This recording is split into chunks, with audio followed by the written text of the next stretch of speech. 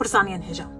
Duh hunermedeke navdar yê Faris bi navê Şeceryan wefat kir û torên civakî yên Kurdî ji duhî heya îro tejî bûye ji serxweşîkirinê û şîngirtinê ji ber mirina vî hunermendê Faris. Dema tu pirsiyar ji van Kurdan dikey, erê tu çima şîngirtinê û serxweşîkirinê ji bo hunermendekê dagîrkerên Faris dikey? Bersiva van Kurdan jî ev ye ku huner sînoran nas naket.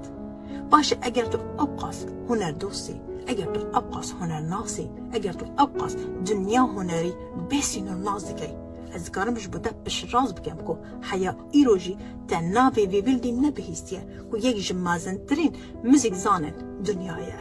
Ez dikarim ji bo te piştras bikim ku heya îro jî te senfoniyeka Bach guhdar nekiriye. Ez dikarim ji bo te piştras bikim ku heya îro jî te berhemekê Beethoven bo mînak senfoniya jimare 14 guhdar nekiriye û nizanî kîjan e. Kurdistaniyan ji xwe dagîrkerên Faris huner û muzîka Farisî anîne nav Kurdistanê û Kurd neçar kirine ku guhdar bikin.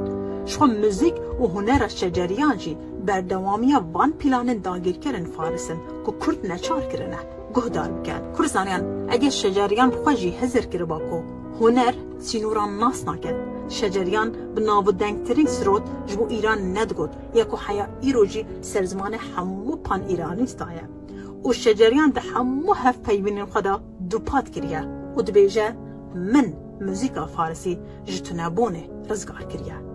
Eger bi rastî huner sînoran nas naket, erê çend Faris guhdariya Hesen Zîrekî dikin?